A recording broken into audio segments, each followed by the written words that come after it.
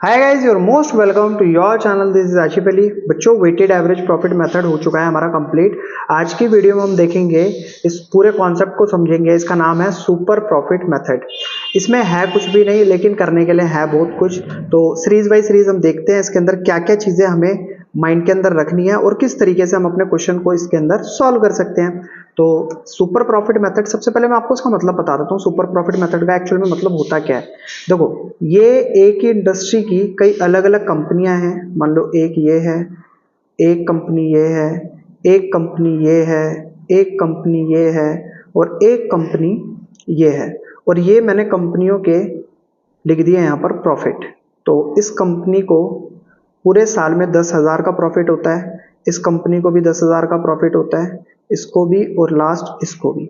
लेकिन एक ये इकलौती कंपनी ऐसी है जिसको मान लो 15,000 का प्रॉफिट होता है। ठीक है, तो ये जो कंपनी है ये सेम सेगमेंट की है सारी की सारी। ये 10,000 प्रॉफिट निकाल लिया तो इसका मतलब ये क्या हो गया, नॉर्मल प्रॉफिट। ये भी 10,000 निकाल लिया तो ये भी नॉर्मल प्रॉफिट निकाल रही है। ये भी 10,000 प्रॉफिट निकाल लिया तो ये भी नॉर्मल प्रॉफिट निकाल रही है। ये भी 10,000 निकाल लिया तो ये भी नॉर्मल प्रॉफिट निकाल रही है। ये इनके साथ यहाँ तक तो नॉर्मल प्रॉफिट निकाल ही रही है, प्लस 5,000 रुपए जो एक्स्ट्रा प्रॉफिट निकाल रही है, इसको हम नाम देते हैं सुपर प्रॉफिट।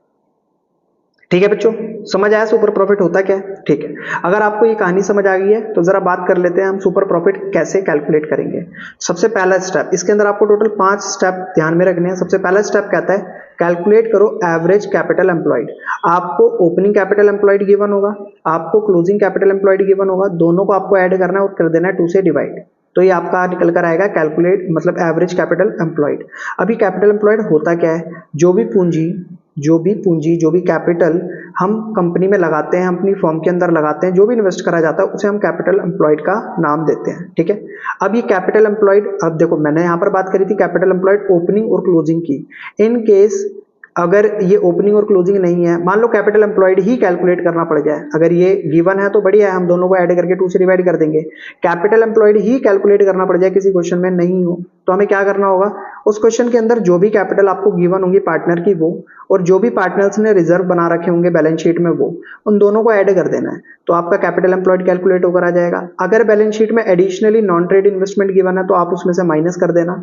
फिक्टिशियस एसेट को मैं आपको कई बार बता चुका हूं, और अगर नहीं पता है आपको, ऐसा मतलब इसको शॉर्ट फॉर्म में लिख लो, काल्पनिक काल्पनिक एसेट हमारी जो होती हैं वो फिक्टिशियस एसेट होती हैं। सिंपल याद रखने का तरीका है, उसको हम माइनस कर देंगे। और बैलेंस शीट के अंदर कहीं हमें गुडविल गिवन है तो उसे भी हम माइनस कर देंगे। क्लियर है। और दूसरा मेथड होता है कैपिटल एम्प्लॉयड कैलकुलेट करने का, total asset minus outside liability. जो भी हमें बैलेंस शीट में एसेट गिवन है उसमें से हम सभी लायबिलिटीज को माइनस कर देंगे तो भी हमारा कैपिटल एम्प्लॉयड कैलकुलेट होकर आ जाएगा। तो इसमें से भी हमें इन 3 चीजों को माइनस करना पड़ेगा। जो भी आंसर आएगा उसमें से माइनस कर देना, non trade investment, fictitious asset का अमाउंट, और जो भी गुडविल की बैलेंस शीट के अंदर जो भी गुडविल का अमाउंट गिवन है उसको हम माइनस कर देंगे। तो बच्चों ये पूरा कंप्लीट है स्टेप 1। हालांकि आपको नहीं पल्ले पड़ रहा होगा, बट इतना तो कर ही सकते हो कि इसको लर्न कर लो। लर्न कर लोगे, अप्लाई मैं करना सिखाऊंगा क्वेश्चन के अंदर, 1 बाय 1 हम इसको अप्लाई करेंगे कैसे हमें कैलकुलेट करना है। सेकंड स्टेप में आता है बेटा सिंपल सा काम, नॉर्मल प्रॉफिट का। नॉर्मल प्रॉफिट वही शुद्ध ताजा प्रॉफिट एकदम।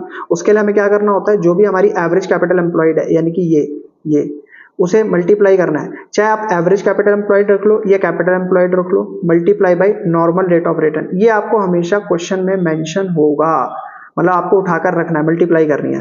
कैपिटल एम्प्लॉयड एक बार आपको कैलकुलेट करना पड़ जाए, लेकिन नॉर्मल रेट ऑफ रिटर्न अभी आपका जो लेवल है उस हिसाब से मैं कह रहा हूं कि क्वेश्चन में आपको दिया होगा। क्लियर है। स्टेप 3 में आपको क्या करना होता है, एवरेज प्रॉफिट कैलकुलेट करना होता है। और एवरेज प्रॉफिट हम पूरा का पूरा एक टॉपिक करके आए हैं, उसके अंदर हमने इतने सारे क्वेश्चन करे थे। हमें क्या करना होता था, सभी प्रॉफिट को ऐड करना होता था और जितने ईयर का वो प्रॉफिट होता था उससे डिवाइड करना होता था, तो हमारा निकल कर आता था एवरेज प्रॉफिट। इसे हम फ्यूचर मेंटेनेबल प्रॉफिट के नाम से भी जानते थे।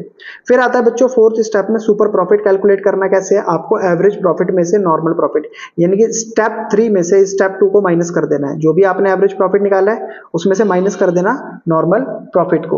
तो क्या कैलकुलेट होकर आ जाएगा, सुपर प्रॉफिट। और गुडविल कैलकुलेट करने के लिए आपको super profit multiply by number of year purchase रखना होता है। इससे तो आप अच्छे तरीके से रूबरू हो चुके हैं। नंबर ऑफ ईयर परचेज, ये तो कई बार जब भी क्वेश्चन पढ़ा जाता है मैं सबसे पहले ऊपर ही लिख देता हूं हेडिंग में। तो बच्चों ये तो है हमारा सुपर प्रॉफिट का पूरा, मतलब पूरा एक कह सकते हो आप हर पूरे फॉर्मूले का एक स्टेप ठीक है, हर स्टेप इसके अंदर डाले हुए हैं। तो आप करेंगे क्वेश्चन नेक्स्ट वीडियो के अंदर। अगर आपको वाकई समझ आए हैं तो प्लीज़ वीडियो को लाइक, चैनल को सब्सक्राइब जरूर कीजिएगा।